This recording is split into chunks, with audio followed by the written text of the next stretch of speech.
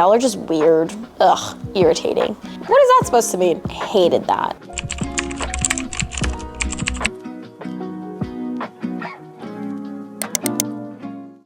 Hey, what's up you guys? Welcome back to my channel. My name is Gabby Giselle, and today we are doing our monthly wrap up. I'm so excited. We're gonna be talking about all of the books that I read in May, and I will say this is my best reading month this year, so buckle in because we have a pretty good range this month of all the books that I read in the sense of like how much I actually enjoyed them. I'm really excited to talk about some of them, so let's go.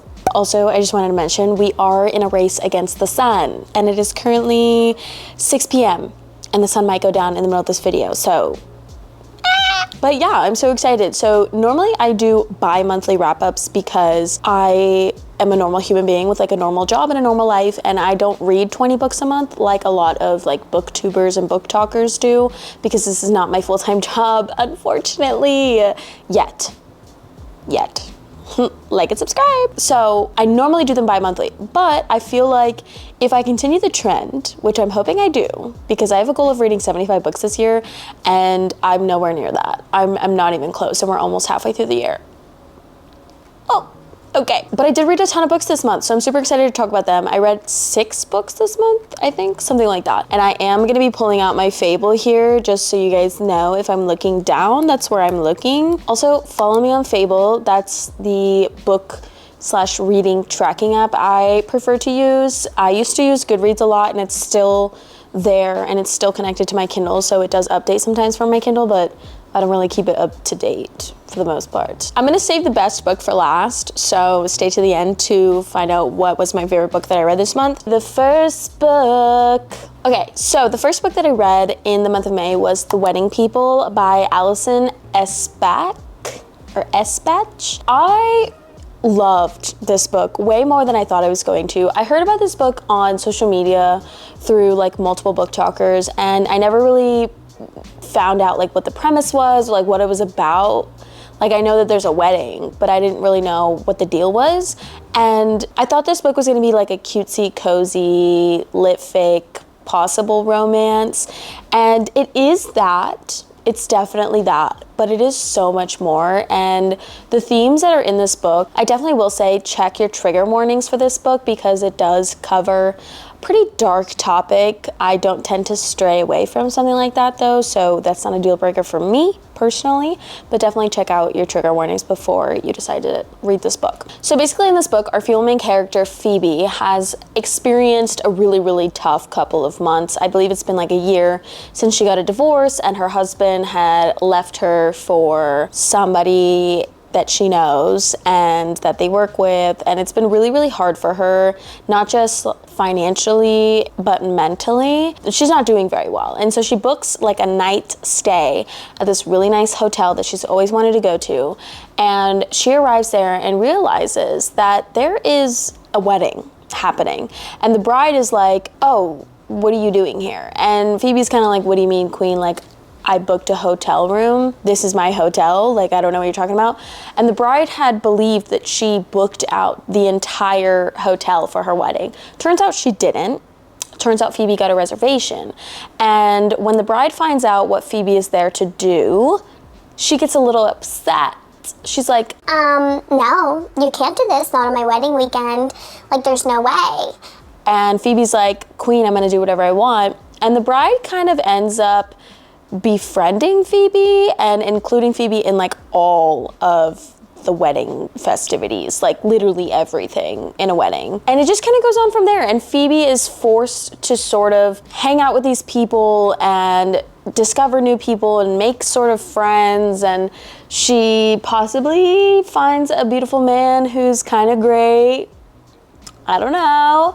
And our bride is like this very quirky, kind of like uppity, kind of annoying character, but like not in a way that actually makes you mad, just in a way that's like, she's kind of annoying and she knows it, and that's okay. Some people are just that way. It goes on from there. And honestly, I don't want to tell you much more because I think that a lot of what this book is about and a lot of the themes that this book covers it's very ingrained into the plot. So I don't want to tell you much more about the plot, but essentially the themes of this book are just finding community, finding meaning in life, how certain things can just kind of happen right when you need them to. I think Phoebe was feeling really, really hopeless in the beginning of this book, feeling really alone, and she learns that she's not alone and that she actually can choose to be around really, really awesome people who uplift her and care about her, and that she matters in this world. And I think that that's something that is not easy to do in a book without sounding corny. Honestly, this book just does it so well. So I highly recommend it. I rated this book, I believe, I rated this book 4.5 stars. I really, honestly, I think I would have given it 5 stars had it made me cry.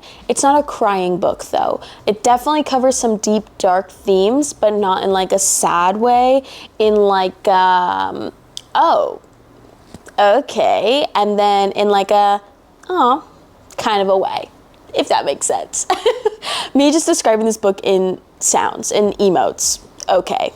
Now, this next book is written by an author that I have recently become obsessed with. If you guys have watched any of my other wrap-ups this year, this author is somebody that I am now just anything, it's an insta buy, okay? It's an instant read because Carley Fortune has managed to create a beautiful, Gorgina set of romance novels that are all sort of connected. Some of them are connected, some of them are not. Some of them take place in the same areas and like the characters are connected in certain ways, but not necessarily directly. Like you don't have to read them in order. I don't think I'm even reading them in order, to be honest with you, but I am enjoying everything that she writes. And so I read another book by her this month, and that is going to be, this summer will be different. So this book follows Lucy, who is visiting her friend Bridget in her hometown in Prince Edward Island.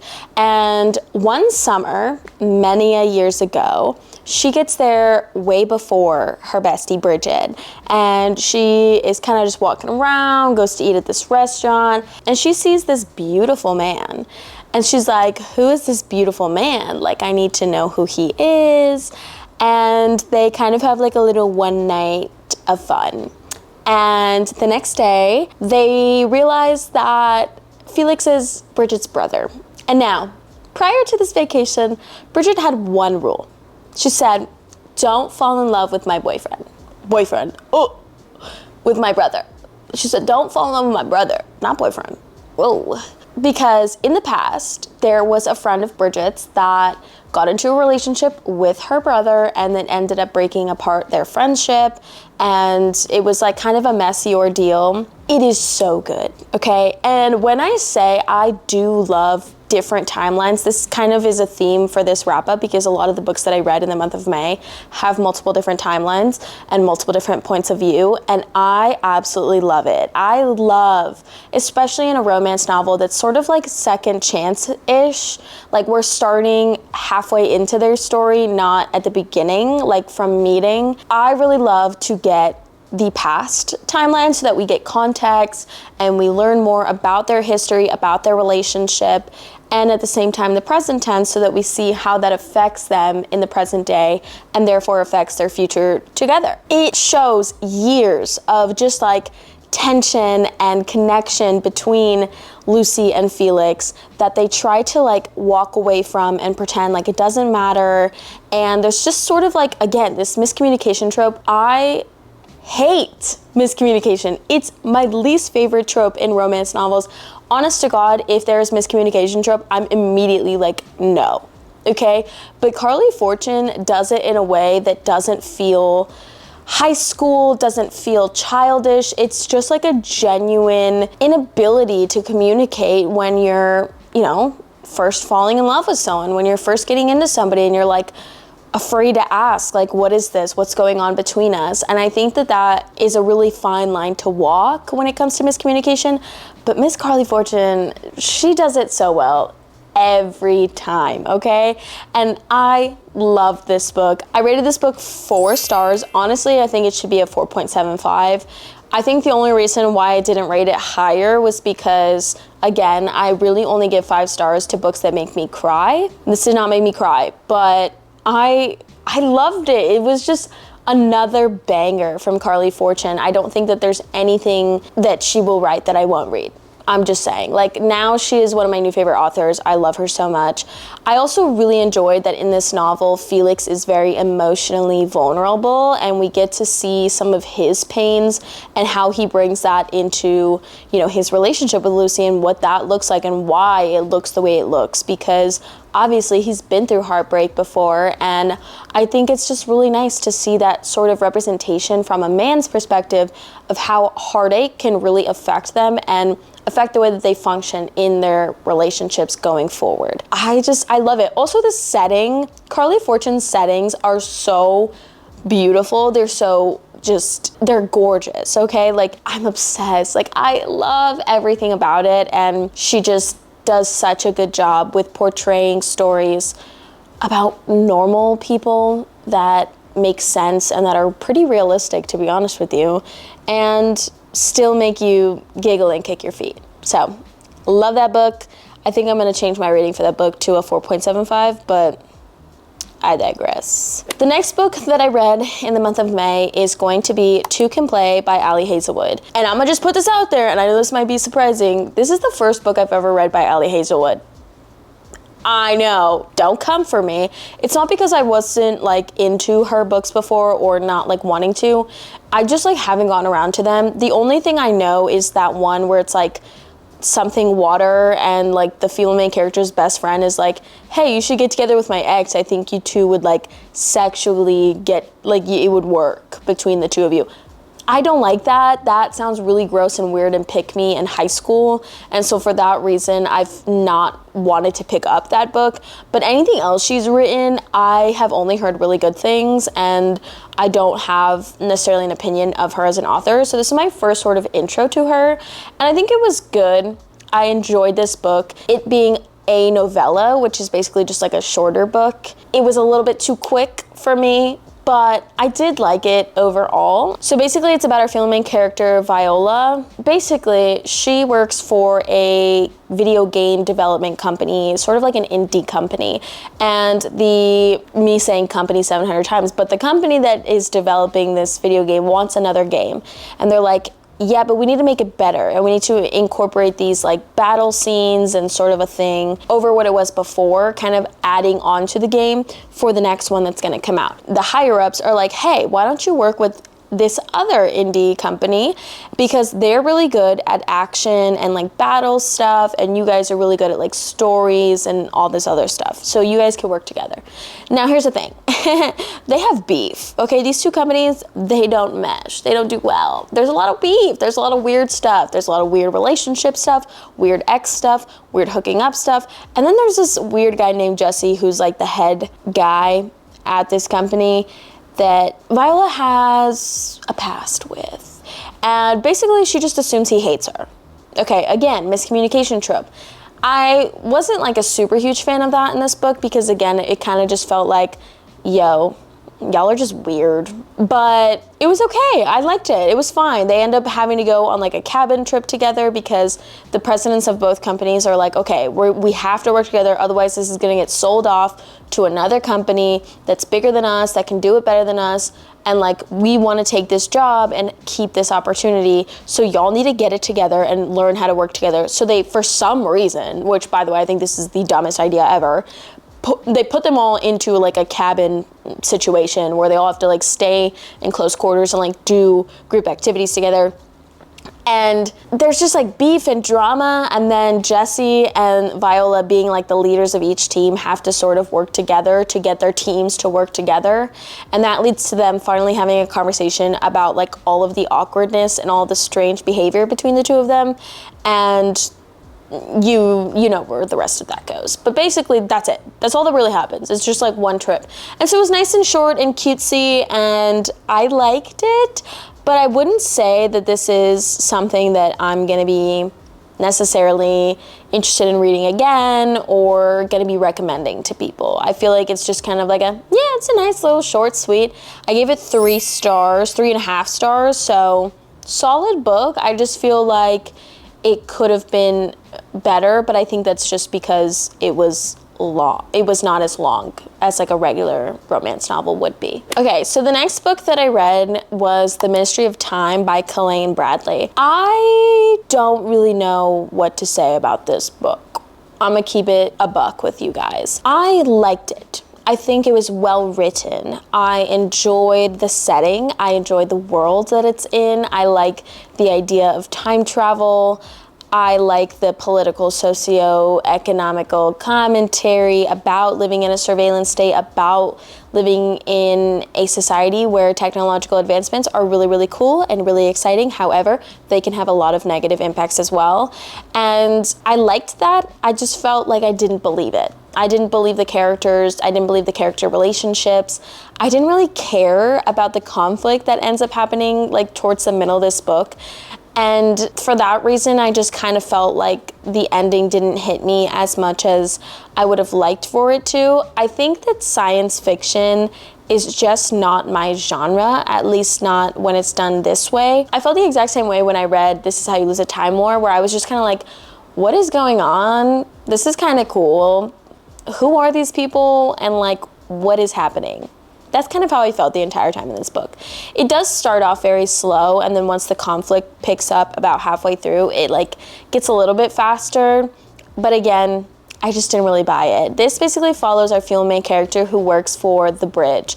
And the Bridge is basically like the British government. They've gotten a hold of time travel. And so what they're doing is trying to experiment with it by taking these agents, these Bridge agents, and swearing them to secrecy and assigning them each an expat. Basically somebody who comes from the past that they have then been able to bring into the future to assimilate them to the world, see how it affects them with time travel, etc., etc. Now, this is like a national security level mission. And so for that reason, there's other countries that are trying to get in on this, trying to stop this, trying to take this technology for themselves and figure out how they can do it for themselves. And so there's a lot of like outside forces trying to come in.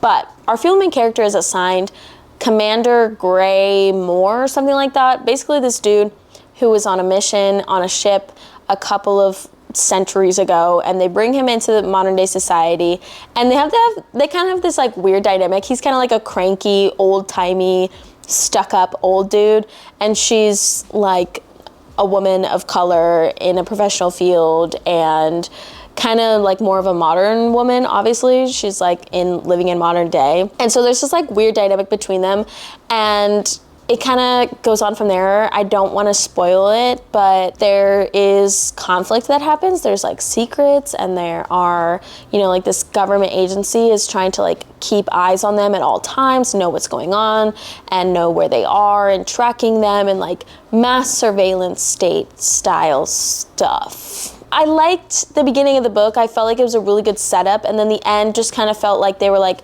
well, we have to have an enemy, so let's throw in this. And I really liked the sort of gotcha plot twists that we find out at the end about our people. I don't want to say who. I really liked that. And for that reason, I gave the book a 3 stars. I thought it was good. I thought it was okay.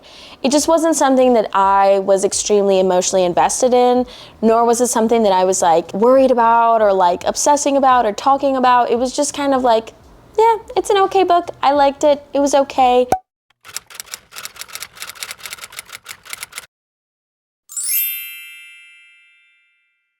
I'm gonna save the best book for last, so stay to the end to find out what was my favorite book that I read this month. But the next book that we read was The Bewitching by Silvia Moreno Garcia.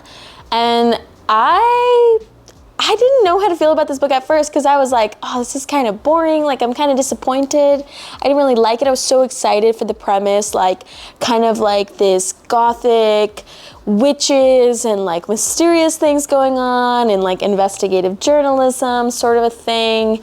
And I was kind of bored at first, but then about halfway through, you just gotta stick it through, because then it gets really, really good. And I really enjoyed this. I think it's beautiful. I think that Latina representation is so important, and I think Silvia Moreno Garcia always comes through with that Latina representation. She always hits the mark when it comes to traditions, and also talking about, like brujeria and all of these like tales, and how these stories are passed down from generation to generation, and how, are they just stories, are they just tales, or are they the truth? And so I really, really like this book. But basically, this follows our female main character who is studying in school, and she really, really loves horror literature.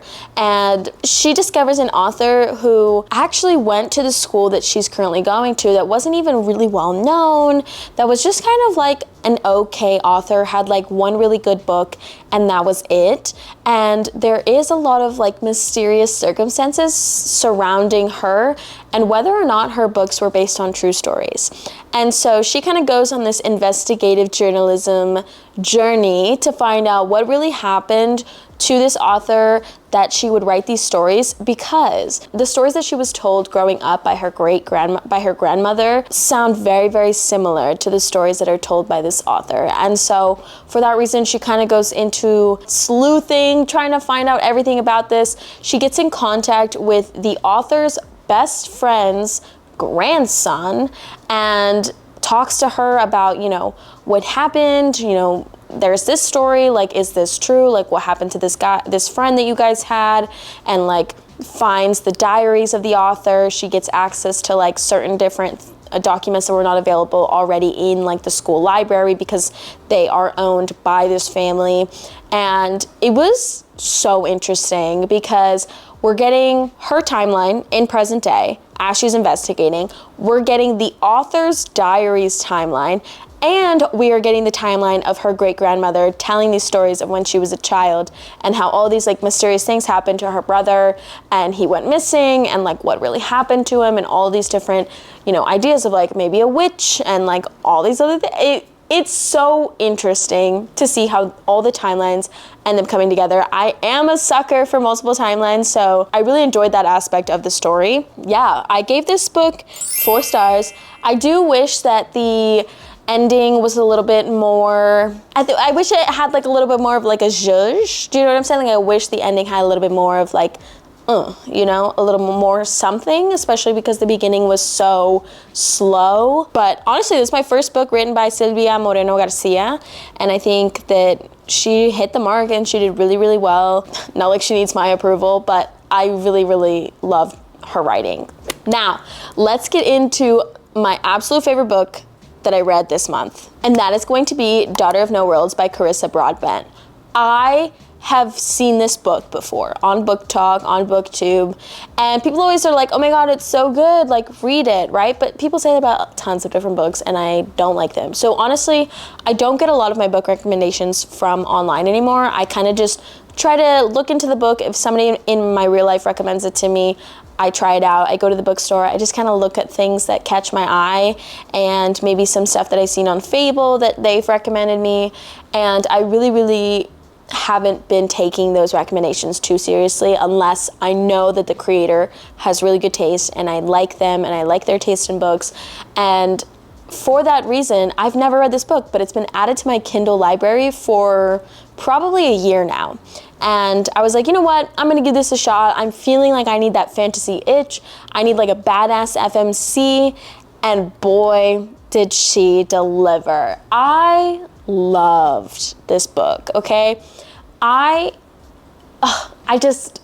needed this. Like, I needed a little scratch of that itch. Do you know what I'm saying? Like the Throne of Glass itch. I needed a little bit of some Sarah J. Maas energy. It's not a copycat. It's not like, oh my god, it's just as good as this. I think it's its own thing entirely. I really like it. I'm already halfway through the next book, so just know that my June wrap-up is probably going to have the other 3 books in this series, and that includes the prequel. I just found out there was a prequel. I'm so excited for it. But this follows our female main character, Thisana, who is Nizranese or Niranese, something like that. But she is from like this small town that is conquered by the Threllian lords. And the Threllian lords come, they take her entire family, and they enslave them into the coal mines. And then they take her and they put her up as a slave because she's like pretty, basically. And she ends up being taken by the most powerful Threllian lord in all of Threll, and he uses her kind of as like a prize because she has magical abilities, not honed ones, at least not yet. She can do like fun little things where she like makes butterflies appear and then they turn to glass and then they break on the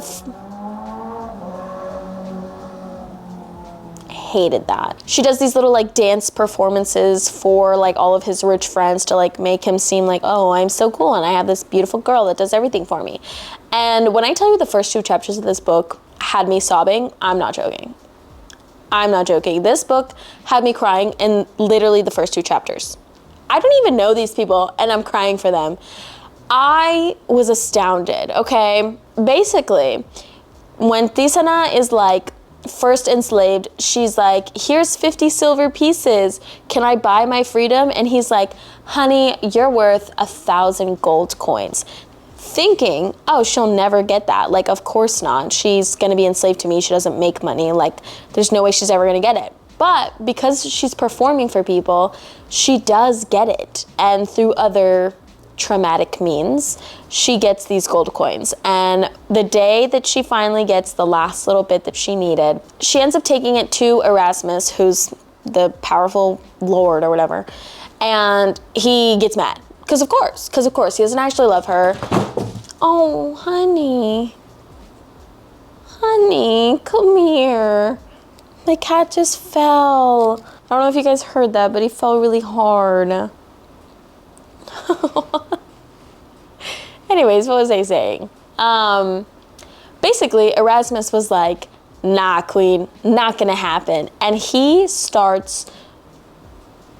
a crash out. He literally almost kills her, okay? And she is like fighting for her life, basically, and accidentally does something and is able to escape. While she was enslaved to Erasmus, she befriended this man named Zarek, who is from Ara, the land of Ara. Mind you, Tisana is white, okay? She is like pale, but there are marks on her that are like bronze and like golden. This basically means that she is at least half magical person, magical creature, okay, from Ara. In Ara, there are 2 magical factions. There's the Solaire and then there's the Luna,